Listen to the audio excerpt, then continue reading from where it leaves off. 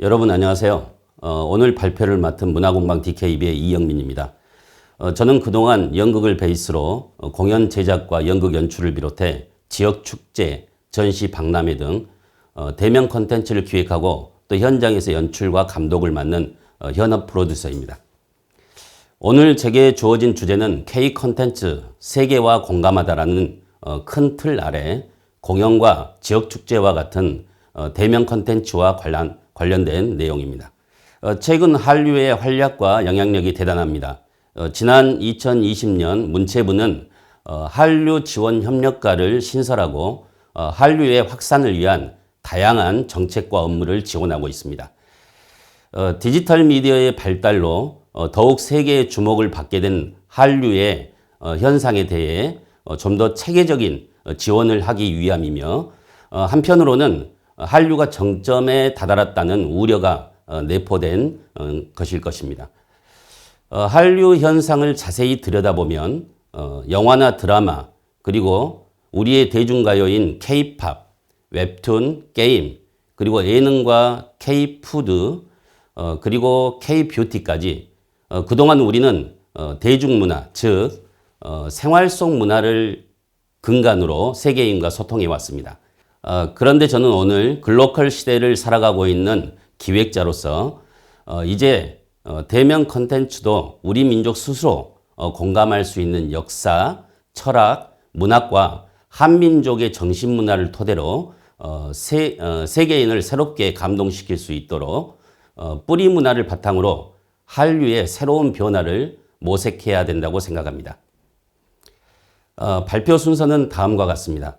먼저 글로컬 시대와 지역 문화에 대한 개괄적인 내용은 앞선 발표자분들께서 자세히 언급해 주셨으리라고 생각하며 저는 현대 문화의 재혼합 형태와 지역 간 관계에 맺긴 네트워크 형성의 중요성을 언급하고 본론으로 들어가고자 합니다. 본론은 글로컬리즘에 대한 접근 방법으로 근대 도시의 출현, 그리고 이주 문화, 그다음에 뿌리 문화의 바탕을 둔 역사라는 세 가지 키워드를 중심으로 설명하고자 합니다. 그리고 결말은 글로컬적 공간의 방향성을 제시하는 것으로 마무리하겠습니다. 지역 문화는 한때 중앙 문화 또는 세계 문화에 종속된 이류 문화로 전락되어 왔습니다.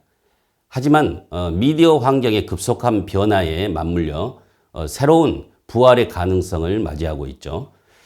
인터넷, SNS, 그다음에 유튜브 등 정보통신의 발달로 국경 없이 세계가 동시에 서로 공감하는 세계화 시대를 살아가고 있습니다.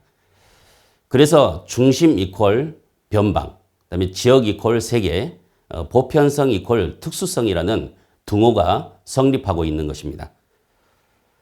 지역 문화는 독자적인 특성과 가치를 형성하고 있어 외래 문화의 수용 그 자체보다는 문화의 수용을 통한 지역 간 관계 맺기, 즉 네트워크 형성에 중점을 두어야 합니다.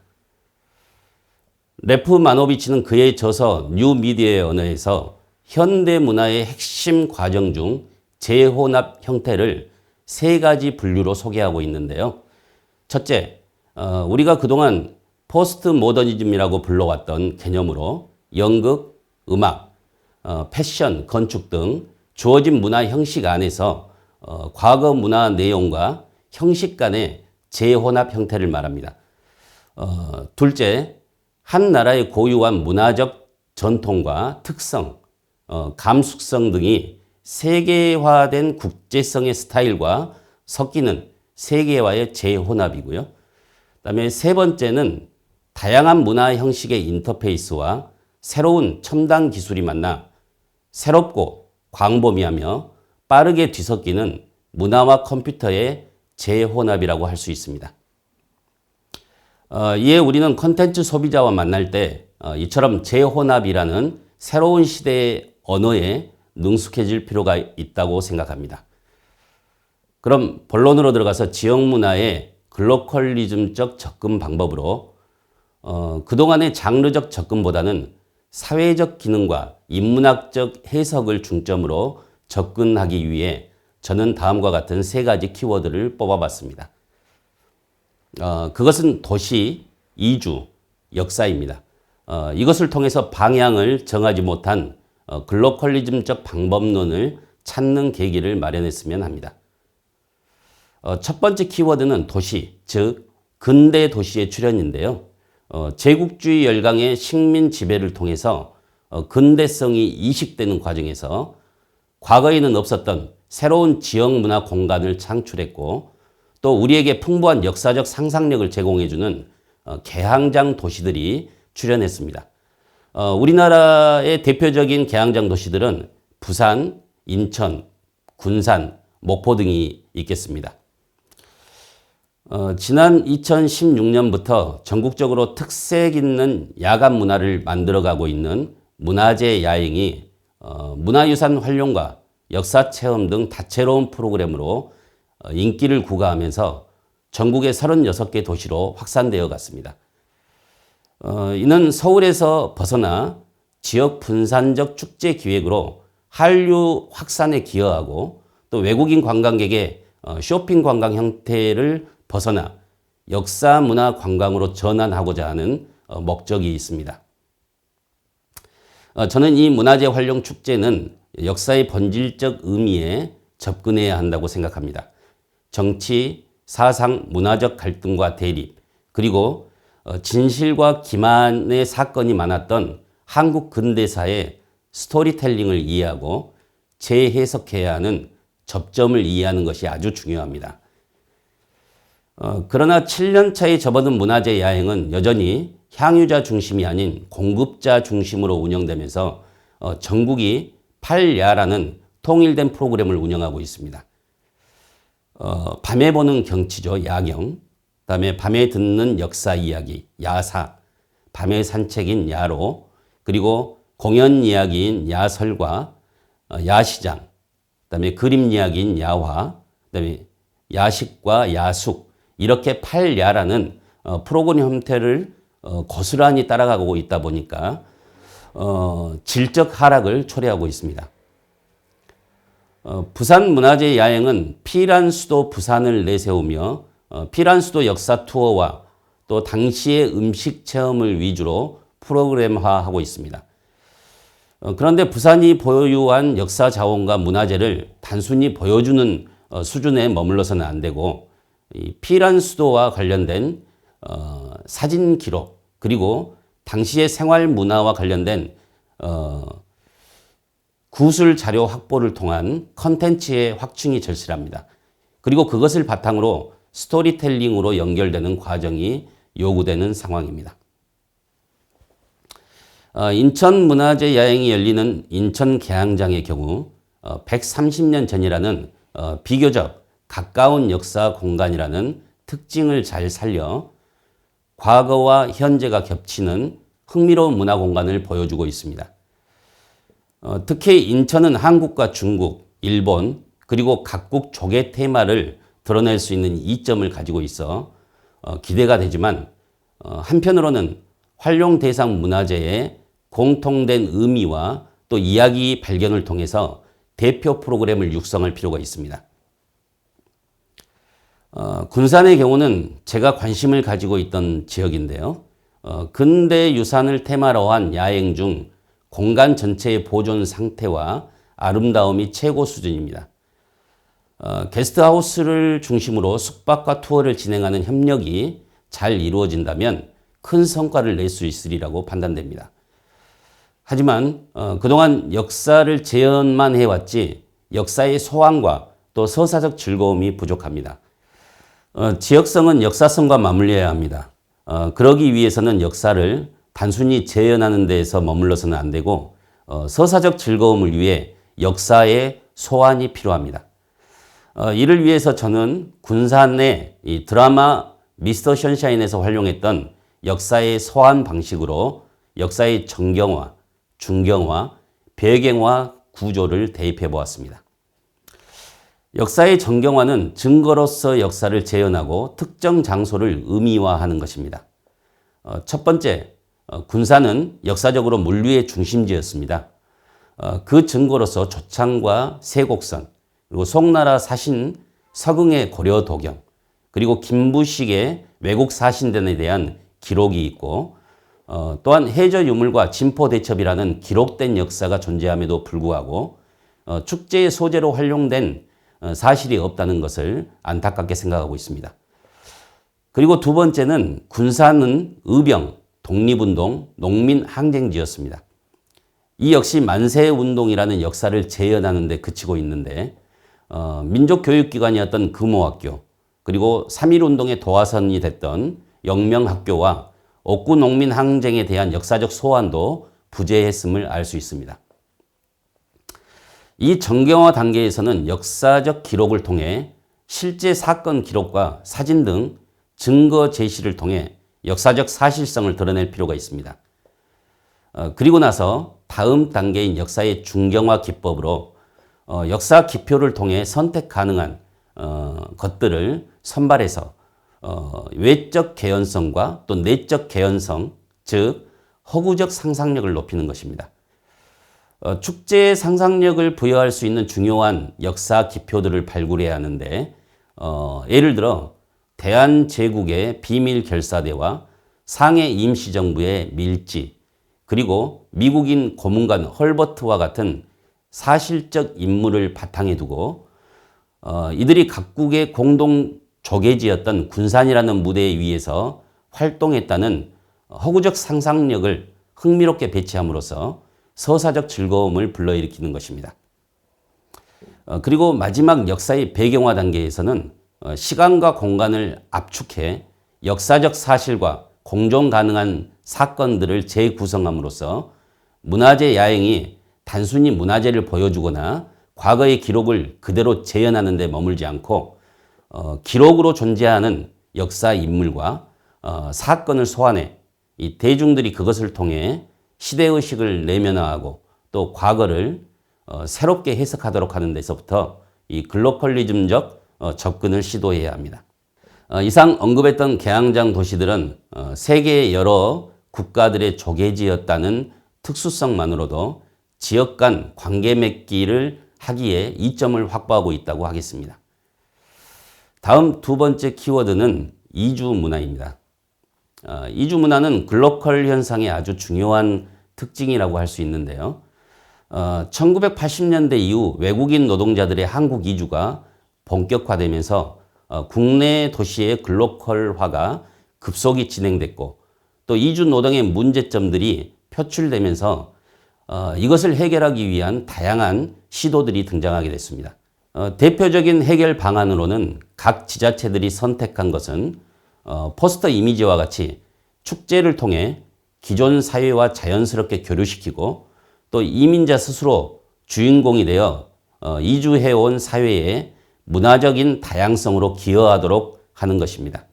우리 민족의 해외 이주 역사는 과거로 더 거슬러 올라갑니다. 일제강점기와 한국전쟁을 거치면서 지속적으로 해외 이주가 진행되어 디아스포라 현상이 나타나게 된 것입니다. 시대와 지역을 넘어서 공동체를 형성했던 시기를 지나 이제는 지역과 세계를 연결하며 또 함께 사유하는 글로컬리즘적 시각의 확보가 필요하겠습니다. 전 세계를 떠들썩하게 만든 다문화 축제인 영국 런던의 노팅힐 카니발이 좋은 예가 될 것입니다. 카리브해 출신의 흑인 이주자들이 백인 사회와 융합하는 과정에서 탄생한 문화축제로 이민자들의 응어리를 건강한 방식으로 해소시키고 또 흑인 이주민들이 주인공이 되는 축제를 구현했습니다. 1958년 영국 역사상 가장 격렬했던 인종폭동 그리고 피로 물든 과거의 역사에서 이해와 화합의 축제가 시작됐고 이 축제를 통해 카리브해의 레게 음악이 유럽에 소개되는 등 이주해온 사회의 문화적인 다양성으로 기여하게 된 것입니다. 국제 이주는 현대 사회의 중요한 특징이죠. 세계화의 영향으로 초국가적 네트워크가 출현하고 또 교통과 통신수단이 급격히 발달하면서 이주 노동자와 학생, 그다음에 난민을 포함한 다양한 이주자의 이동이 끊임없이 일어나고 있습니다. 축제를 통해 이주민이 참여하고 또 그 사회에 기여할 수 있는 방식으로 융합될 때 이주 현상은 이주자 개인뿐 아니라 목적국가 또 출신국의 번영과 성장에도 기여하게 되며 이주민과 현주민의 갈등 문제도 해결될 수 있을 것입니다. 다음으로 세 번째 키워드인 뿌리문화, 역사입니다. 세계가 한류에 열광하는 지금 우리 선조들의 위대한 역사와 문화에 대해서 우리 스스로 깨닫지 못하고 있는 것 같습니다. 심지어 우리나라 이름이 왜 대한민국인지, 그다음에 배달민족의 의미가 무엇인지 알지 못합니다. 우리 스스로가 우리를 제대로 알고 노력할 때 새로운 한류, 또 고급 한류가 창조될 수 있을 것입니다. 이제 대면 콘텐츠도 시대의 요구를 반영해야 할 시기입니다. 우리 민족 스스로 공감할 수 있는 뿌리 문화인 한문화를 바로 알고 또 세계인과 소통할 때 그들이 새롭게 감동하게 될 것이라고 생각합니다. 지난 20세기의 대표적인 글로컬리즘 대면 콘텐츠 사례를 든다면 프랑스 남부의 아비뇽 페스티벌을 꼽을 수 있습니다. 이 축제는 2차 세계대전 이후 전쟁의 상흔을 딛고 지역민들의 문화 향유를 위한 예술 지방 분권화라는 철학적 배경을 바탕으로 성장했습니다. 축제 기간 중 유네스코 세계유산인 아비뇽 성과 또 교회당이 공연장으로 변신하고 학교 공공기관 및 도시 전체가 모두 협력해서 다양한 장소에서 축제를 진행합니다. 지역성은 역사성과 맞물려 있어야 축제의 특성을 제대로 표출할 수 있습니다. 아비뇽 페스티벌은 1947년부터 현재까지 여러 단계를 거쳐오면서 전 세계의 작품성 높은 공연과 또 다양한 실험 정신을 추구하는 공연들이 참여하는 세계 최고의 연극제로 부상하였습니다. 국가의 정책이나 중앙을 의식하지 않고 또 지역이 가지고 있는 역사성을 근간으로 아비뇽은 프랑스 파리로 집중되었던 프랑스 여행의 스펙트럼을 남부 프랑스 도시로 확장시킨 장본인입니다. 다음 소개할 내용은 우리나라의 대표적인 글로컬리즘 사례라고 할 수 있는 반도의 무희 최승희입니다. 최승희의 춤 글로컬리티를 이야기할 때 힘이 넘치고 또 선이 굵은 무용으로 우리의 독특한 민족적 냄새와 무용의 전형성이라는 교집합에 있다고 평가합니다. 그녀는 전통에만 머물지 않고 서양적 기법을 차용해 새로운 가치관을 형성하고자 노력했고 또 그 결과 한국 근대 무용의 궤적이며 시대의 아이콘이 되었습니다. 그녀는 1937년부터 40년 사이에 한국과 일본을 넘어서 유럽과 미국, 그다음에 멕시코, 아르헨티나 등 북아메리카에 걸쳐 해외 공연을 통해서 여러 담론을 만들어낸 인물로 춤의 세 가지 유형인 고전적, 민속적, 또 해학적인 요소의 합치를 이루어 한국 문화의 보편성과 또 특수성을 함께 인식시킨 성과를 일구어냈습니다. 최승희 춤에 나타난 세계성과 조선춤이라는 로컬리티의 본질적 의미가 경계에서 합치를 이루고 있다고 평가합니다.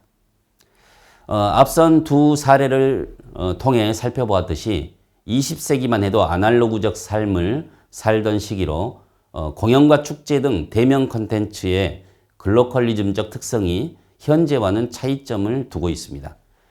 그럼 이제 디지털 미디어의 발달이 가속화된 21세기 들어서 대면 콘텐츠의 글로컬적 방향성을 제시한 사례를 살펴보겠습니다. 먼저 지역에서 세계로를 표방한 경주 세계문화 엑스포 사례입니다.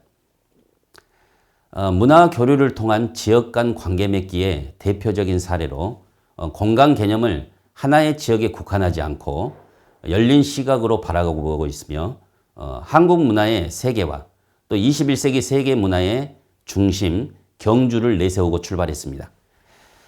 지역 경쟁력을 높이기 위해 우리 문화와 세계 문화의 접목을 시도한 것이죠. 경주 세계문화 엑스포는 1998년 새천년의 미소라는 주제 아래 61일간 48개국 또 7천여 명이 참여해 304만 명의 관람객을 유치하면서 성공적으로 시작되었습니다. 이후 2000년 새로운 세기와 함께 2003년까지 경주에서 개최되다가 2006년 캄보디아 정부와 협력해 국제문화 행사를 앙코르와트에서 공동 개최함으로써 우리 문화를 전 세계에 소개하기 시작합니다. 그리고 2013년에는 이스탄불에서 길, 만남, 그리고 동행이라는 슬로건으로 23일간 40개국 487만 명의 관람객을 동원하면서 유럽에서 한국 문화를 알리고 또 문화융성과 인류 공영의 새 지평을 열었다고 판단됩니다. 그리고 다음 해인 2014년에는 이스탄불의 답방 행사가 경주에서 열려 두 지역의 관계 맺기를 더욱 견고히 하고 있습니다. 이러한 행보는 2017년에도 호찌민 경주 세계문화 엑스포로 이어졌는데요. 한류 열풍으로 양국 간 국제 결혼이 급속히 증가하고 있고 또 고유한 유교적 전통을 공유 계승하는 정서적 공감대를 바탕으로 제2의 한류를 견인하는 양국의 평화적인 관계를 구축하는 데 일조하였습니다. 참고로 지난 역대 포스터를 게재해 보았습니다. 지역 문화가 중앙 문화에 종속되지 않고 또 유구한 뿌리 문화를 바탕으로 세계의 도시들과 관계 맺기를 통해 네트워크를 형성하고 교류를 촉진한다는 면에서 경상북도와 경주시의 이러한 노력이 코로나 이후에도 지속적으로 추진되어 한민족의 정신문화가 세계인들을 새롭게 또 감동시켜 가기를 바랍니다. 다음은 제가 현재 기획하고 있는 사례로 아시아 대학가요제입니다. 1977년부터 36년간 우리 대학생들의 꿈과 열정의 발전소였으며 당시 젊음을 대변했던 대학가요제를 새롭게 기획하고자 아시아 문화의 전당이 위치한 광주를 무대로 아시아 전역에서 대학생들을 모아 우정을 나누는 축제를 준비하고 있습니다. 급속한 산업화로 치열한 경쟁 사회에 내몰린 아시아 대학생들의 꿈과 열정을 다시 찾아주고자 기획한 희망 프로젝트입니다. 음악은 인간의 사상이나 감정을 소리로 표현하는 시간적 예술이죠. 아시아 각 나라의 정신과 또 사상이 광주에서 만나서 교류하고 또 화합할 때 글로컬리즘적 연대가 시작될 것이라고 믿습니다. 그러나 단순히 아시아 문화의 전당이 광주에 위치해 있다는 사실에만 바탕을 둔다면 설득력이 약할 수 있습니다.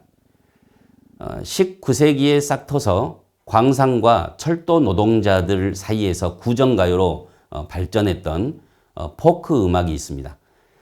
미국에서 밥 딜런, 존 바이즈가 1960년대 케네디 대통령 집권기와 맞물려 대중화에 지대한 영향을 미치면서 민중가요로서 우리나라에도 1970년대에 소개되었습니다. 일반적으로 서양 음악 장르가 국내로 유입되는 과정을 보면 서울에 먼저 상륙한 뒤에 점차 지역으로 확산되는 경향을 보이지만 포크 음악의 경우 서울에서 송창식, 한대수 등이 활동하던 시기와 동시에 광주에서도 이장순, 또 국소남, 한보리, 박문옥, 김원중 등이 활동하며 이 싱어송라이터로서 독특한 문화를 형성해왔던 역사를 바탕으로 이 글로컬리즘적 접근을 시도해야 할 것입니다. 세 번째 사례는 지난해 50주년을 맞은 대한민국 문화의 달 행사로 1972년 문체부가 지역문화 자생력 확보와 문화예술 활성화를 통한 국민의 문화예술 향유 기회 확대를 위해 매년 10월 문화의 달을 제정하고 또 기념 행사를 시작한 지 50주년이 되었습니다. 매년 바뀌는 개최지의 고유한 역사 문화를 활용해서 지역 주도 축제를 만들고자 지난 반세기 동안 개최해 왔는데요.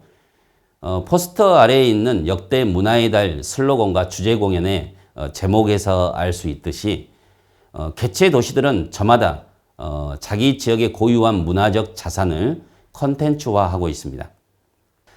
세종시는 한글을, 또 울산은 불과 빛을, 그다음에 순천은 순천만과 생태를, 또 파주는 평화와 문화예술을 주제로 문화의 달 행사를 개최해 왔는데요.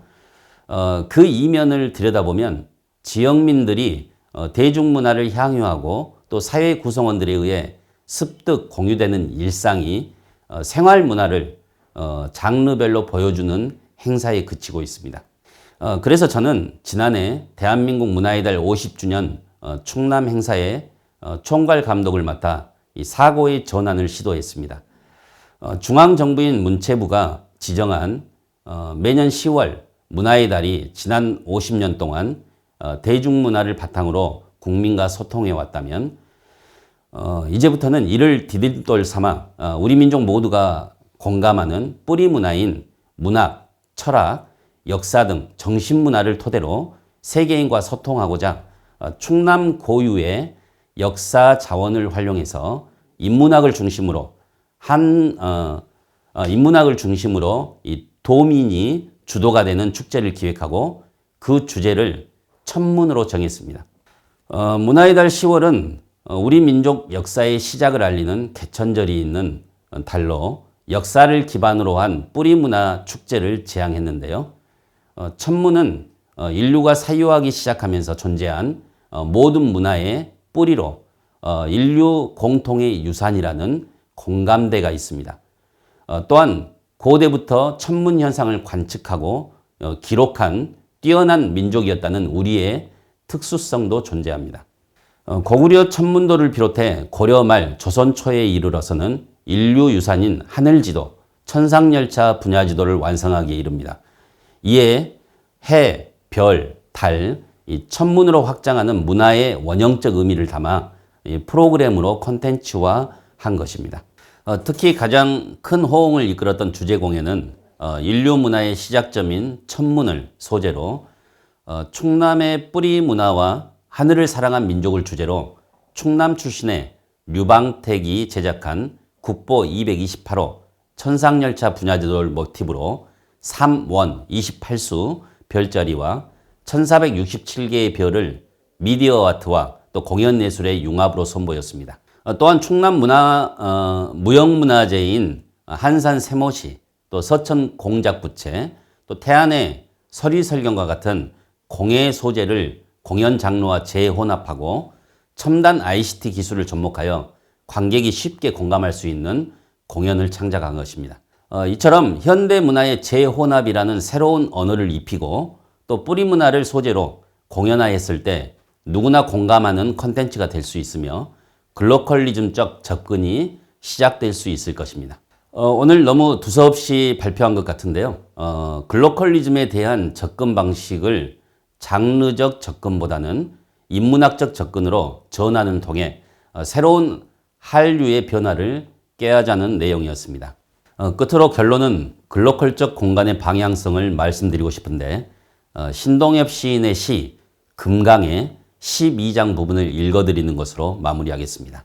가는 곳마다 내일 떠날지 오늘 밤 떠날지 알 수 없는 빈집. 쓰러진 외양간에 묵으면서도 일손을 멈추지 않았다. 집신을 삼고 멍석을 짜고 과수나무를 심고 채소씨를 뿌렸다. 할 일이 없으면 꼬았던 노끈을 풀어서 다시 비볐다. 제자가 물었다. 선생님, 몇 날 안 가 또 딴 데로 떠나실 것인데 그런 일 해 뭘 하시렵니까?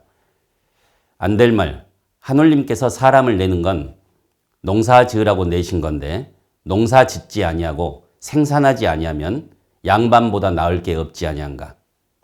우리가 이 멍석을 쓰지 못하고 이 채소와 과일을 먹지 못하고 딴 데로 가게 된다 할지라도 이 다음 날 누군가가 이곳에 와 멍석을 쓰고 채소와 과일을 따먹게 될 게 아닌가? 모든 사람이 이렇게 한다면 어디 가나 이 지상은 과일과 곡식, 꽃밭이 만발할 것이요. 모든 농장은 모든 인류의 것, 모든 천지는 모든 백성의 것 될 게 아닌가. 글로컬적 공간이란 바로 이처럼 우정과 환대로 채워진 공간이 되어야 합니다. 지역이 국가나 민족에 귀결되지 않고 또 중앙문화의 중심주의에서 벗어나 지역과 장소에 대한 사유를 통해 세계의 다른 지역과 관계 맺기를 형성하게 된다면 그리고 각각의 지역이 모두 삶의 터전으로서 공간성을 회복해 나가고 또 뿌리 문화를 바탕으로 세계인과 소통할 때 대면 콘텐츠의 글로컬적 접근도 빛을 발하게 될 것입니다.